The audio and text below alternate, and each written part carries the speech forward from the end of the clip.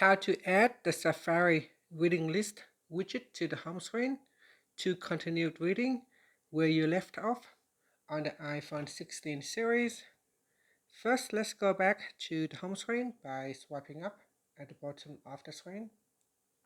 Then on the home screen, go to a blank spot, then touch and hold. Next, tap on the Edit button at the top left. Then from the pop-up, tap on Add Widget. Now in here, we scroll down and then tap on Safari and then swipe across to select a widget size. So we have a small one, medium size, and a large size. So select a size and then you can drag it to your home screen, or you can tap on Add Widget button and that will get added to your home screen.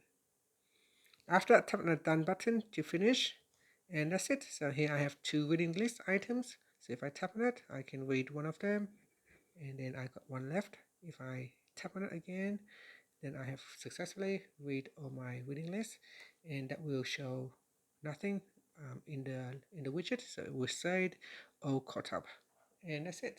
Thank you for watching this video. Please like and subscribe to my channel for more videos.